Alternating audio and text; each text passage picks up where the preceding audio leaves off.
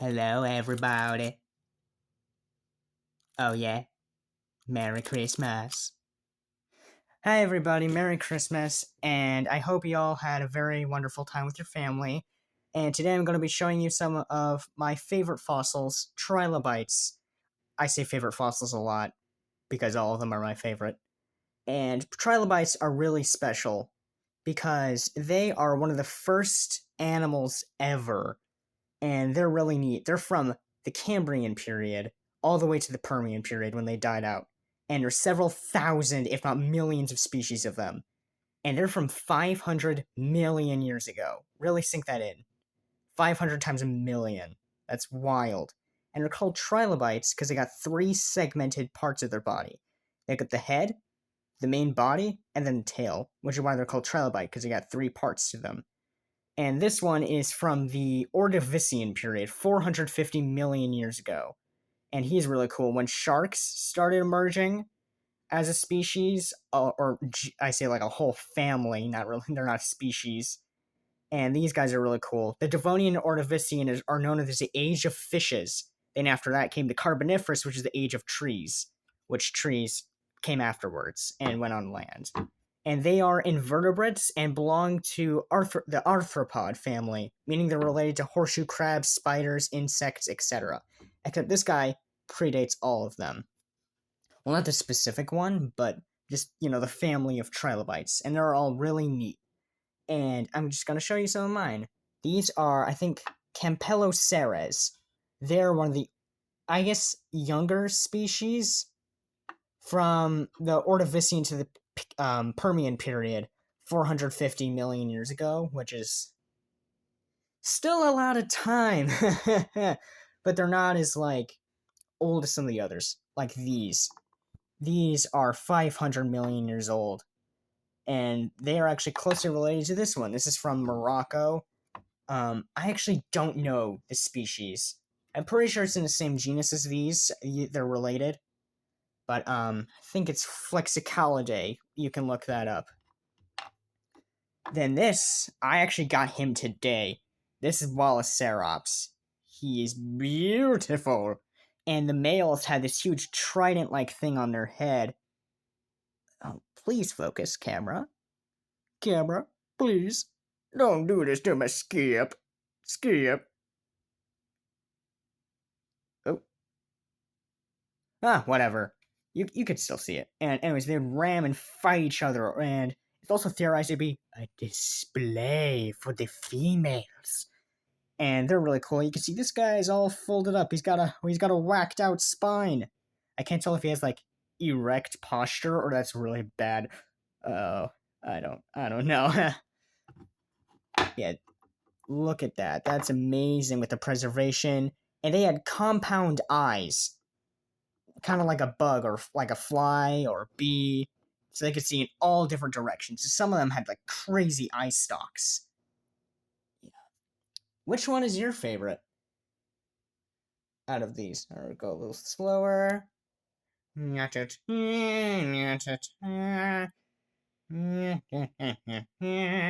Ignore my phone's looming shadow. And then I have some stuff that I actually missed from my fossil boxes, or things I recently got for Christmas. This is an Orthoceres. This is my biggest one. I missed it in the last video. Whoopsie. And it's a type of ammonite, or it's a belemnite. An ammonite is a prehistoric squid with a spiraled shell, kind of like a chamber nautilus. And a belemnite is a type of ammonite that has a bullet shell. And Orthoceres are some of the oldest. Actually, no, I think they're separate. Yeah, they are a separate kind, but they have a bullet-shaped shell. And the squid would come out here with all them little tentacles. Yeah. And most of them are in what you call a deathbed, where there's hundreds of them. They all died together and are always this beautiful white with the black rock around them. Really neat. Here, I could show you guys an ammonite. Do. Hello, is anybody in there? I'm going in. Do. This is a tiny little ammonite. You can see it's sort of swirled. There's also a bajillion species of ammonites, but they came around from, I guess, not I guess, the Permian period, all the way to the late Cretaceous, where they all died out with the dinosaurs. So just about when trilobites went extinct, which is really neat. They took the niche of the trilobites of being like a... Some took the niche of being like a bottom filter feeder, and others were active predators. And Orthoceres was actually around... Orthoceres was around and ate trilobites. He was really cool. And some had a defense mechanism where they roll up and into a ball, and predators, they couldn't get their teeth on them, or at least actually most predators back then didn't even have teeth. Most of them literally did not have a spine. It wasn't really the Bone Age.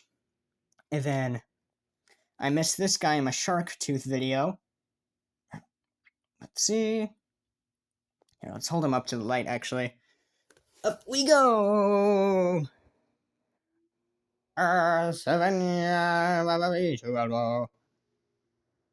a baby megalodon tooth I found at Wachula. Isn't he cool?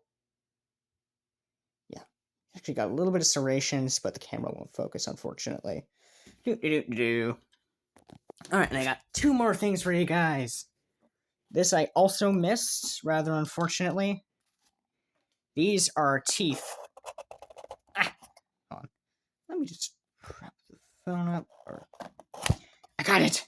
These are teeth from Tylosaurus progenitor. It is a type of mosasaur. And look at that.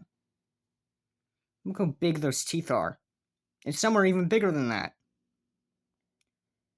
That's massive. Massive tooth. And mosasaurs even had teeth on the roof of their mouth. They had a whole nother row of teeth. Only on the roof. Here. It's a little too dark. So we're just gonna get the whole row of teeth out. And all of these are from the exact same individual. Instead of like a lot of times there's multiple different teeth from multiple individuals. It's sort of weird, but these are all from the same ones. And the teeth are mostly the same. Some are deformed by the fossilization process. Some are a little straighter. And then some are bent and curved. But this mostly happens geologically when in the process of fossilization. Because most reptiles only have one set of teeth. Like, they don't have molars, they don't have canines, they either just have, like, one main type of tooth. Which Dimetrodon is a reptile, and its name means different teeth because it actually does have different sets of teeth. And they are the ancestors to mammals. Or synapsids are a group of reptiles that have a lot of mammalian traits and eventually evolved into mammals. This is my magnum opus. I got this for Christmas. And it is amazing. Here, I'll just look away. This is a distraction. La la la la la la la. This. Oh. Careful. Careful, buddy. Ta-da. Look at that. That is the fragment of an Edmontosaurus vertebrae. That's a part of its spine. That's just a fragment. Here, let's hold it. Look at that. That's wild. And it's called Edmontosaurus because it's found in Edmonton, Canada. And it is there. I'm not sure if it's Canada's state fossil or not. I mean, state dinosaur. Yeah, look at that. Early paleontologists would actually lick fossils and see if it would stick to their tongue to find out if it was a really mangled fossil or a rock. Which, who thought of that? But whatever, let's not worry about that right now. Because the grooves of the bone marrow and the tissue would still be on there even though it's just rock. And the moisture on their tongue would get caught in that, it would dry up, and their tongue would stick. So, it's cursed. But hey, science is science. Also, don't question the first guy to ever milk a cow. I'm not sure what he was thinking either. So, actually, I think I'll just... Here. One more look at him on the display. And then I'm just going to put him back for safekeeping. Alright, Merry Christmas everyone and a Happy New Year. I hope you had fun watching this video of a guy sitting on his floor talking about trilobites and dead stuff. But, yeah, Merry Christmas, guys.